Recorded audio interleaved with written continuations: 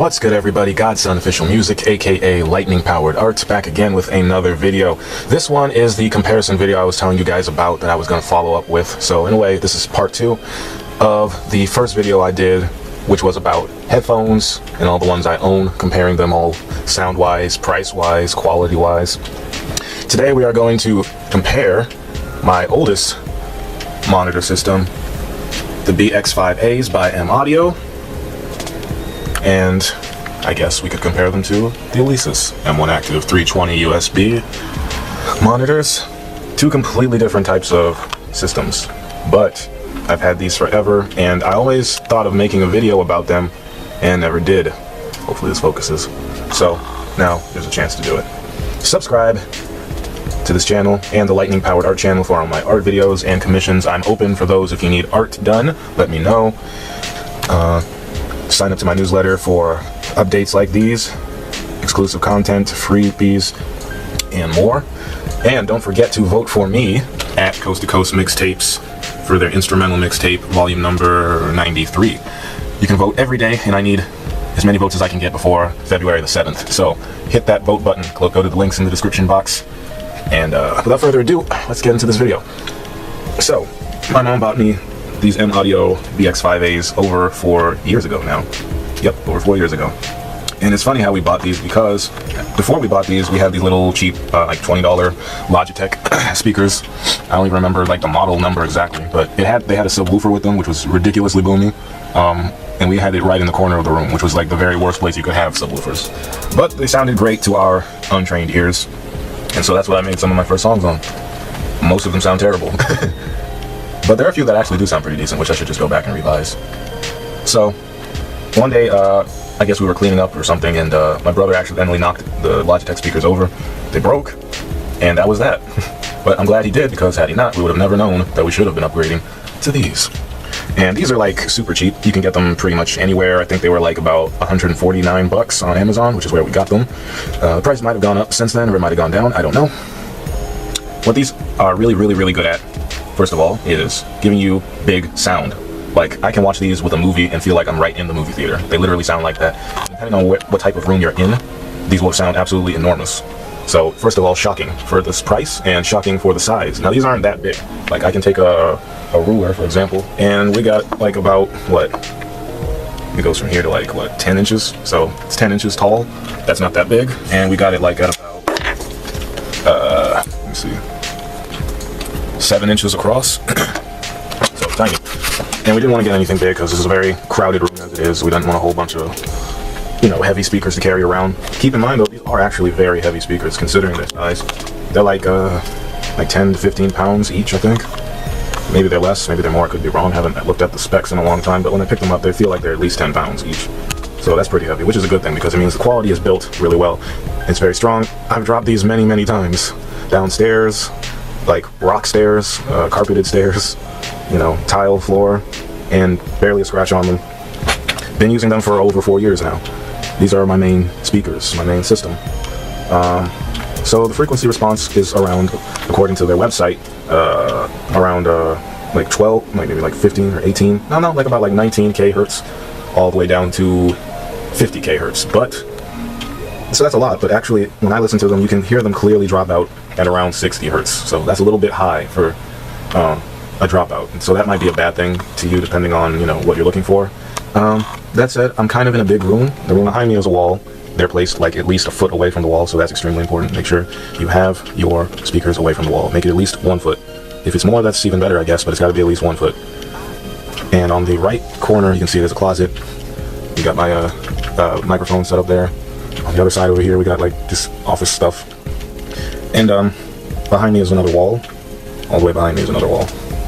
And on the left side is the door, and on the right is the windows. So besides the price, besides the quality, by the way, these cones are made and covered with Kevlar, so that even helps. They're not, there's no grill over it, which I guess most monitors don't have grills. That always bothered me. I think like they should have grills, right? Because they, should be protected or something. But this one doesn't need that protection. This one's got the Kevlar grill. These are just like a little kind of, I don't know what it is, vinyl or something. You can poke it in pretty easy. It'll pop back out because it feels like it's kind of inflated with something. when I took them out of the box, obviously they didn't have these stickers. I put those on myself so I would know which speaker was which. Right there you got the XLR, you got the TRS, which I'm using right now, you got the volume knobs, but you've got a switch which tells you if you were for like in another country like Europe or something, you can change the type of AC power, I guess, on it. So yeah, XLR and TRS sound exactly the same to me quality wise. There's no difference. I just prefer these TRS right now because I feel like maybe the cables are a little more durable. I was using XLR for years though before I finally switched, and it's pretty simple. You got the hole here where the air goes through, and I guess that's for the tweeters. Although if you put this too close to the wall, not only does the air not fully go through, but the bass kind of, you know, resonates a little bit more. I drew a little bit of a marker on this table so that it would always remind me to keep it at this distance. And I took the little pads that came with the speakers and I just stuck them on to, I didn't stick them, but I just placed them, little mats, and placed them under the speaker so they won't slide around. And I like that it's never too bright, because for me, I don't know if I said this before, but I'm saying it again, I don't really like a lot of treble. I don't put a lot of treble in my music. I'm starting to add more treble, but these ones don't ever sound trebly at all. If anything, they just get more and more boomy. They never get that crazy treble boost. So these sound very relaxed on the high end, very natural sounding. In the mid-range area, it does get a little bit like I don't know, a boxy kind of sound sometimes. If you play your music like at a certain volume, or you're listening to a certain style of music, maybe you're listening to jazz or something, and you want to hear like a double bass. Well, if you play a double bass in the song, you're going to notice a lot more of that 200 to like 500 area, kind of going like dun dun dun dun dun dun dun. But that's of course only, you know, if it was badly recorded in the first place. But like if I'm mixing something on these, and this is what I use to mix, the first area I go to cut back is that, you know, that mid-rangey area, so I get a more, you know, controlled low end, so it's not too boomy or too boxy sounding. The low end is kind of what this thing is famous for. So I guess a lot of people, if they produce hip-hop, you know, dubstep or whatever, and they want you know, lower price speaker, less than $500, and they want that low end, this is definitely going to give you lots of low end. The trick with this is, though, there's a big roll off around 60 hertz. You'll still hear things from down to 40 hertz, but you don't get anything below that at all. And if you did, you would feel it, but you wouldn't hear it. But what they did, because of this kind of lack of range, frequency range, is they kind of built it so that there'd be like a third order harmonic somewhere in this area, which kind of leads back to that boxy boomy area I was talking about at 200. So the roll off is 60 hertz. So they added a little harmonic saturation or distortion, which gives you that boost around 120.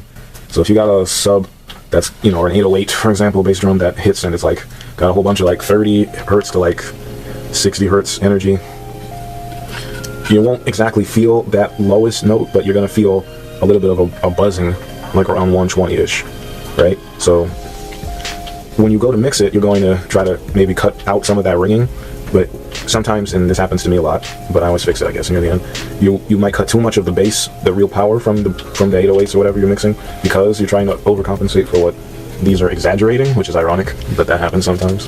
If it happens, just, you know, lighten up on your settings, just bring some of the stuff back. But I find that, you know, I love bass, so I always have plenty of bass in my songs. So nowadays I'm spending a lot more time cutting the bass, not boosting. It only comes in black, and it only comes as a pair. It's not like one of those speakers where you can only buy one for like $500 and buy the next one for another $500, which is, I think, is stupid. You get these as a pair, period. That's the only way to buy these, and that's the only way you should buy speakers. I mean, what else are we doing if we're not buying pairs, right? Do you need a subwoofer with this? Absolutely not. That's only going to mess things up, and it lacks the EQ, you know, controls on the back for you to be able to adjust these according to your room. So not only would a subwoofer not help you with the speakers, but you would get twice the low end, and you wouldn't be able to control anything at all. So that's that. So we got a great sounding system that is very, at times, boomy, huge. You know, I plug this into the TV, like if I'm playing a fighting game, and like, for example, you know, Tekken or something, I'm playing that, and I want to hear those hits like smack you right in your face, and it sounds dope, you know. A big contender brand for this, I guess, in the same price range and popularity, would be the KRK Rockets. Do not buy those. I would never buy a KRK Rocket. I heard them once in a studio. It was absolutely pathetic compared to these. These are clear. They are not neutral, but they're way more neutral than the KRK Rockets. Don't even bother with those. If you can afford these, just get these. I'm gonna get these as soon as I can. If you can't get those, get these. I would recommend you getting a second pair of speakers so you can compare them, because it's kind of easy to get lost in the sound of these, and when you play it in like your car or something, then you get, you get surprises, right? So compared to these, we get complete tone quality, clarity, clarity of the tones. You get a clear tone. Like I prefer watching movies, or actually prefer TV shows or like talk shows, or like just watching videos with dialogue. I would prefer stuff like that with these over these, because they have this thing where they'll spread the sound out. And because of this room, because of the way the stuff is, the walls and stuff here, I don't have any kind of acoustic, treatment or whatever, but these have this issue where they'll just make things so wide sounding. These don't have the full range of frequency that these have. So, which is why I'm about to buy a subwoofer to complete this, because that's going to make this so crazy. Like, because we get this great clear top end with this big tight low end, and that's going to be absolutely incredible. And I don't know, it might replace this. No, I need to have those subwoofers here. When I get the subwoofers, I'm making a video of that too, so be on the lookout. But it's not enough to just talk about the difference in sound quality. I'm going to play for you the differences. I have both headphone speakers. I don't know why I keep saying headphones, but speakers. I have both speakers connected to my computer, so whenever I want to switch the audio device I'm using on the computer, okay, focuses. I go there, right? I do this. Right now it's on the Alesis. Okay. So let's hear my song, which I need you guys to vote for me for at Coast to Coast. Here's the song. It's called Reflections. We're listening through the Alesis speakers first, so you get a good idea of what's going on. Hopefully you can hear the difference in this video.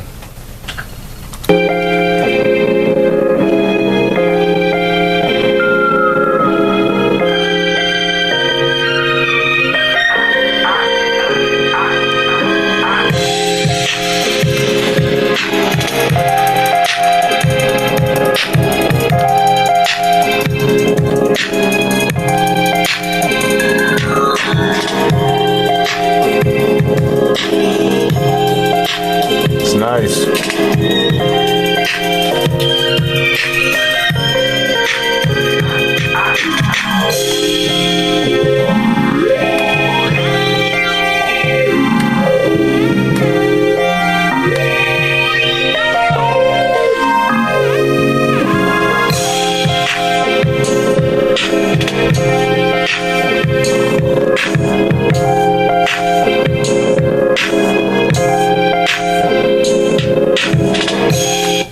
Okay, now we're going to listen to the same thing using the M Audio BX5a. As you guys know, I've been an M Audio fan for years. Literally all of the gear I have in the studio is M Audio, from the keyboards to the speakers. So now listen to this on the BX5a.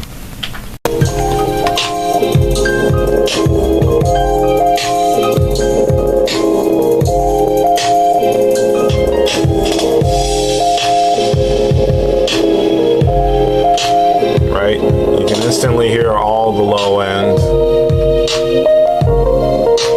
The high end isn't as bright.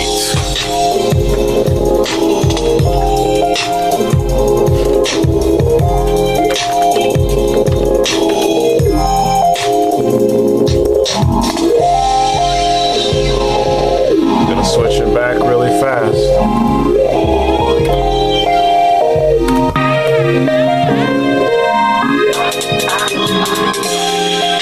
And these speakers are absolutely perfect for mixing vocals.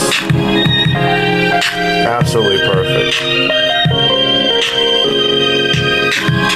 And also for seeing how, your music mix will sound like on small, speakers or phones.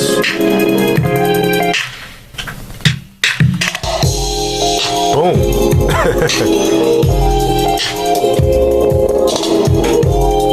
You know what I'm saying? You know?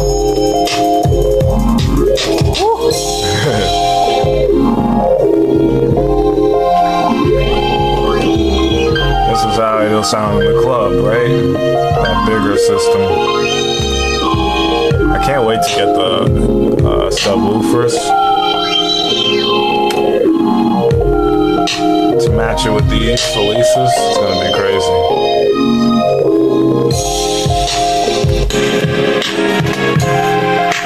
Now, if you guys are here with me, you'd be able to hear how the width, you know, the stereo width and like the focus of the mix, it narrows on these Alesis speakers, and then it opens up on the BX5as.